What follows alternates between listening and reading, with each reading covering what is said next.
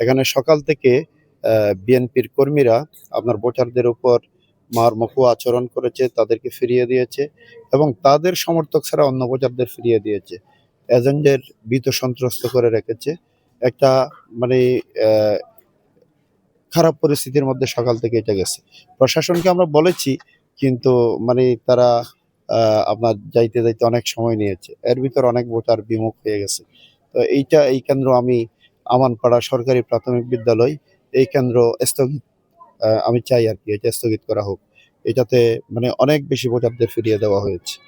এরপরে আরেকটা আপনার কোনাখালী সরকারি প্রাথমিক বিদ্যালয়, পূর্ব কোনাখালী সরকারি প্রাথমিক বিদ্যালয়, এইটাতে কিছু মহিলার ব্যালট নিয়ে বিএনপি কর্মীরা নিজেরা সিল দিয়েছেন এবং মহিলারা তারা আক্ষেপ করে বলছেন, দাড়িপাল্লায় ভোট দিতে আসছিলাম, আমার ব্যালটটা নিয়ে ধানের শীষে ভোট দিয়ে দিয়েছে।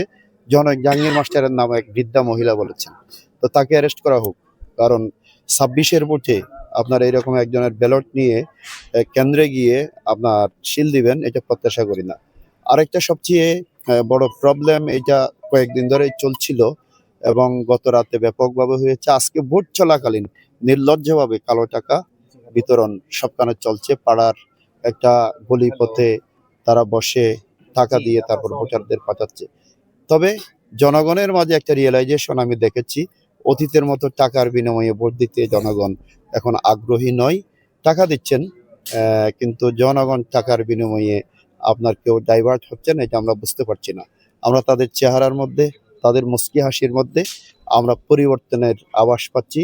আমরা একদম স্পেসিফিক সবগুলো প্রোভাইড করেছি। আমরা সহকারী রিটার্নিং অফিসার, তারপরে আমাদের দেশপ্রেমিক সেনাবাহিনী, তারা অনেক বেশি পজিটিভ ভূমিকা অনেক জায়গায় রেখেছেন, কিন্তু তাদের তো লিমিটেশন আছে।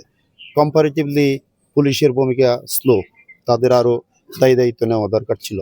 পট পরিবর্তনের পরে পুলিশ আরও বেশি রেসপন্সিবিলিটি নিয়ে কাজ করবে, এটা প্রত্যাশিত ছিল।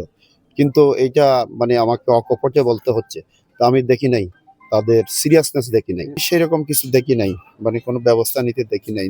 আপনার ধরেন, আমি সহকারী রিটার্নিং অফিসার বা অফিসার যারা, তাদেরকে আমরা যেসব অভিযোগগুলো ফরওয়ার্ড করেছি, তারা হয়তো কিছু অভিযোগ পুলিশকে দিয়েছেন, কিছু বিজিবিকে দিয়েছেন, কিছু সেনাবাহিনীকে দিয়েছেন।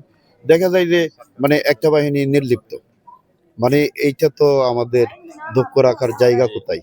আমরা এই পুলিশ আমরা চাই না, আমরা অনেক বেশি রিফর্ম চাই। ভোটারদের কাছে যেভাবে টাকা পয়সা গেছে, এইটা মানে এই করাপশন তো আছে আমাদের বাংলাদেশে। এর মাধ্যমে তারাও কোনো ম্যানেজ হয়েছে কিনা, ইটস এ বিগ ফ্যাক্ট।